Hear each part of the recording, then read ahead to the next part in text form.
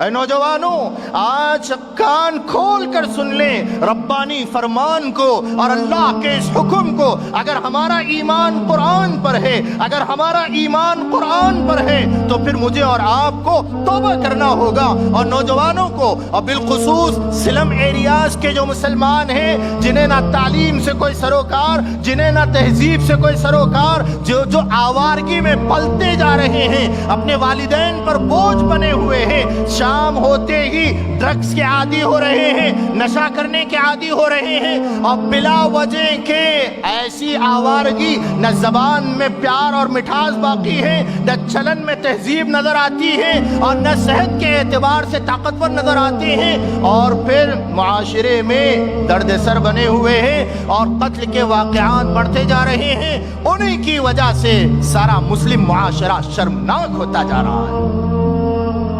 شرم کرنا چاہیے، مسلم معاشرے میں ایسے قتل کے واقعات بڑھ رہے ہیں۔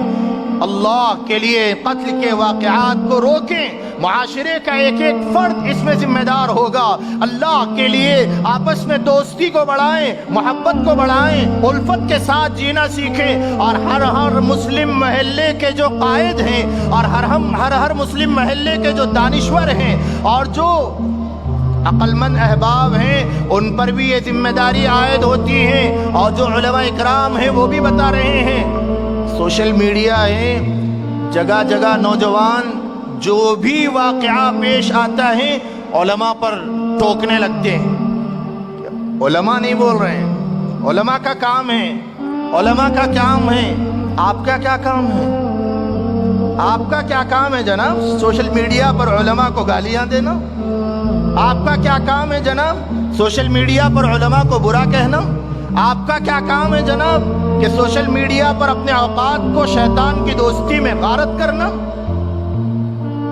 میرے عزیز نوجوانوں، اللہ کے لیے توبہ کریں۔ معاشرے کا ایک فرد بھی اگر بگڑتا ہے تو سارا معاشرہ اس کا سبب بنتا ہے اور اس میں برابر کا شریک ہوتا ہے۔